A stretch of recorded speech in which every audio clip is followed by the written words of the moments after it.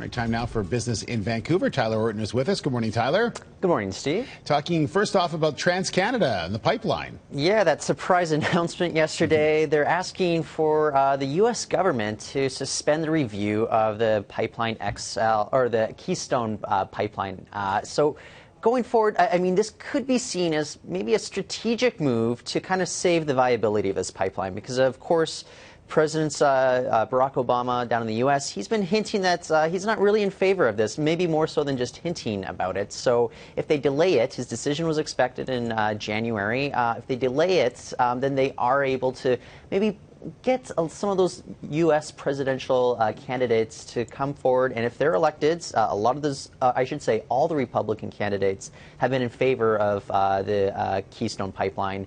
If they come into power, then there's a lot of possibility here that they could move forward. But, you know, we know that another presidential candidate, Hillary Clinton, has not been in favor of it, neither has Bernie Sanders. So there's difficulty there. But guess what? I mean, this is an $8 billion pipeline. Gasoline prices, crude oil prices, they're not really expected to rise for another few years. A lot of economists are projecting it may be up to 5 more years before we really see this. So if and when oil prices do go up, there are going to be fewer jobs, perhaps, if there's this kind of infrastructure missing from the Canadian landscape. We also had Shell Company. They just canceled a major oil sands project. So it's going to have a big impact on the energy sector here in Canada, no matter what ends up happening. Okay, and also want to talk about Port Metro Vancouver putting out some numbers of what they expect to happen as far as the cruise ship season is concerned. Yeah, well, we see kind of the impact that oil's having on the dollar. It's bringing it down, but that's good for, say, Vancouver, where we're benefiting from this low Canadian dollar, especially when it comes to cruise ships. Now, we're going to see a big increase going forward. If we take a look at the numbers, I can show you just how big this difference has been. Now, in 2009, we had 898,000 passengers come through the ports here.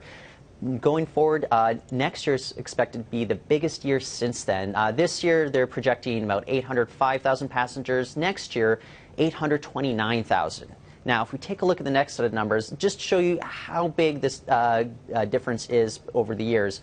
2002, we had 1.1 million versus 2010. We just had 579,000. So it's kind of showing just kind of the big differences going on throughout the years. But here's the key. It's not just the Canadian dollar that's going low. Global demand for cruise ships has gone up 68% over the last decade. It's now reached about 22 million people are going on cruise ships every year. Now, those are 2014 numbers, I should clarify.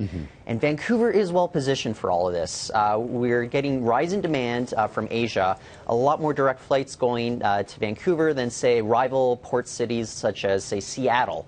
So there is a well-positioned trajectory for Vancouver to really capitalize on everything going forward when it comes to cruise ship seasons and the low Canadian dollar that we're experiencing right now, in big part due to that those oil prices that's making, say, the Alberta economy suffer quite a bit right now. Right. We'll take them all. Bring them all here. Yeah. Happy to have them. Exactly. Okay, thanks, Tyler.